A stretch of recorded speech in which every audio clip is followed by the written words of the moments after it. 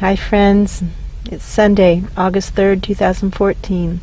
Lynn and Jamie here in front of the Patuxent Institution of the Maryland prison system, and we have come back to continue our work, not only for this institution, but for the correctional system for the United States of America. The more we come to see ourselves as members of that community of the correctional system, the deeper we're able to merge, and the stronger our merge, the stronger our ability to facilitate divine, angelically guided, multidimensional energy healing. We can do this. We can do this. Yesterday we noticed how much suffering there was here, but we also noticed that this was a place that seemed to want to change, that the penal institutions, the penal community seems to want to do better, to want to improve. They notice that the system is broken. They all agree the system is broken. There's no argument that the system is broken, and they want it to be better. So it's actually not as hard to work with as we thought it would be. Now we begin. It's like they're flinging open the cargo bays where the skeletons are stored. I don't have that word quite right. Are you aware of that?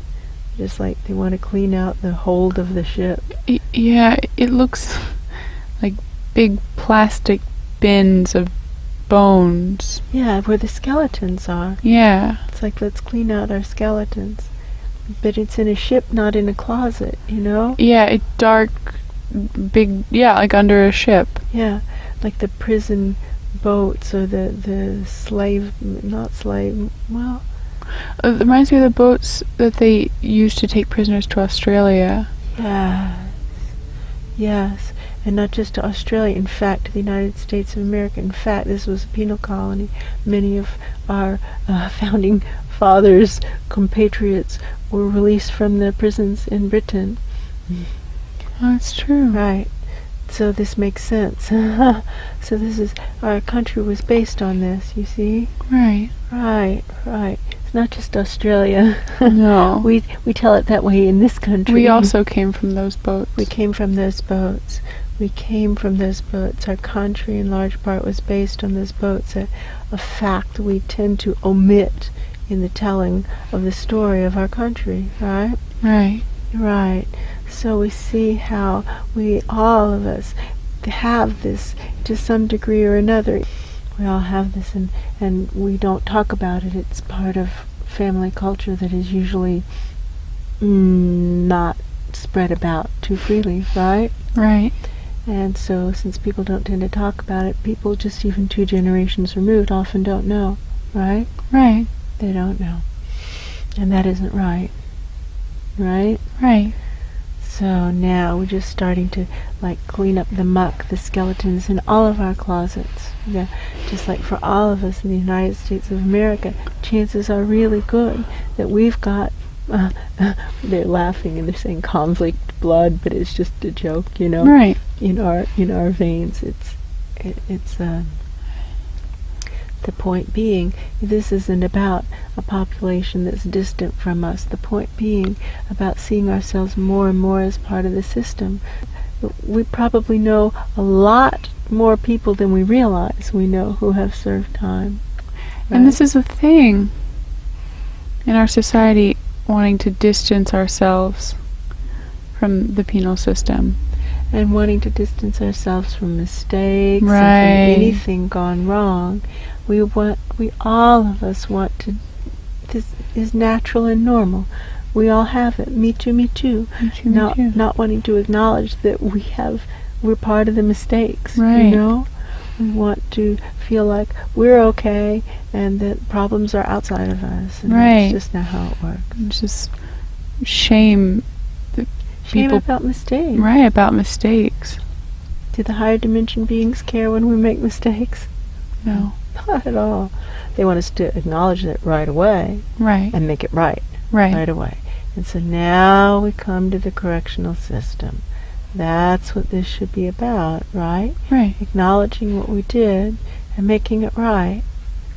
Right. That's what would make a difference, right? Right. Acknowledging what we did and making it right.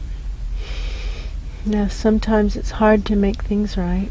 Sometimes things have been broken beyond our ability to restore them, right? Right. So we just do the best we can to make it right.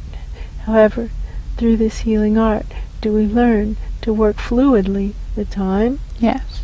And do we learn that it's never too late to correct a mistake? Yes. That we can always move back in time, be there, really be there, and correct our mistake, make a different choice, do otherwise, shift the energetic imprint, so it's as if the mistake didn't occur. Of course, in order to be able to do that, we have to really in our heart intend to never do it again. Right. Because if we intend to do it again, then we're not allowed to correct it. Right. It's like you don't really mean to correct that error, you're just trying to cover up the disasters that you're creating in your way. Right.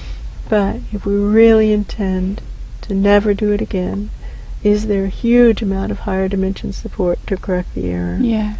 Huge. And grace. So we've hurt people. How can we undo the hurt? We can't, but with divine assistance, the hurt can be healed, right? Right. Right. So this isn't about making restitution, although if we're not willing to, then who are we kidding, right?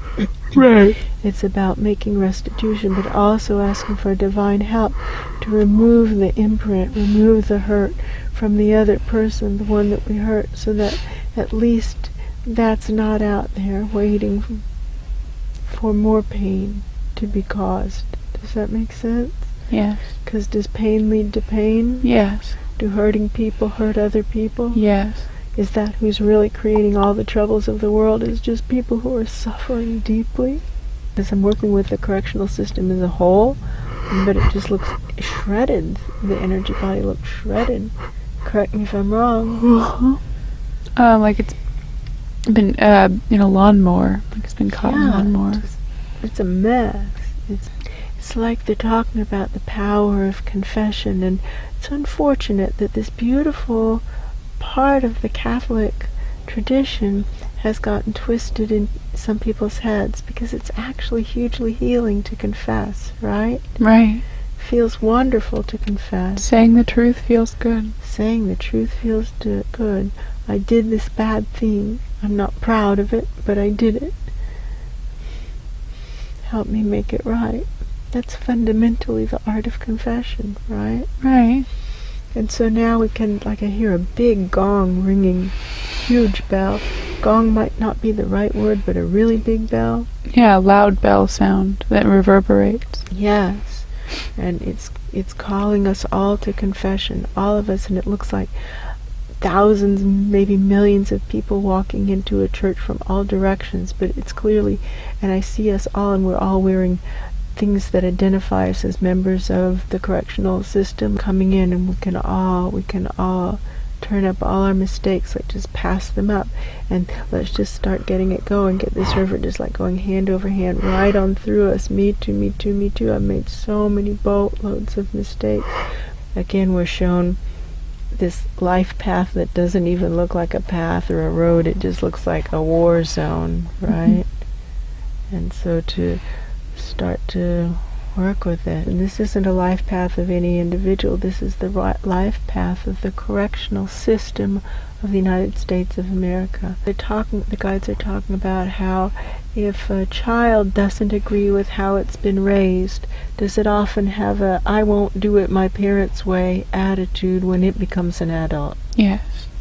And so, if many of our founding fathers were in fact criminals or out of the penal system of Great Britain, we could call it, yes, they would want to do it differently, right? Right. Right, to do it differently. And so there's some feeling that there's original ideas of wanting it to be different than that. Right. Different than that. Not like that. The word fair keeps coming up. Fair. Fair. Wanting it to be fair and just. The justice system. Right. Wanting it to be just. And a place of rehabilitation. Like a place where you can have a new beginning, where you can start again. And once you leave, you don't come back. And don't come back. Don't come back. We don't want to see you ever again. Right. And talking to people like with that attitude, don't let me catch you here again. Don't want to see you here again. And now we're seeing this revolving door, and it refers to recidivism. Right. And how something is clearly missing from this. And now again we see this cloud. Now all of a sudden I'm looking at it like from a distance, and I see this huge like lowering cloud, like a dark, yeah, like a rain cloud. Yeah, but it's the cloud of entities. And boy, these entities don't want to leave. They don't want to leave. They're furious and enraged. It's like they're sticking their fingers into the cracks in the walls and holding on. Yeah. Again, I have the sensation of how much energy really wants this to be different. Yeah. It's like there's so much actual good intent here. It's shocking, to be honest. I didn't expect this. I'm very glad of it. Right, the system wants to get better. The system wants to work. The system wants to work. It wants to work.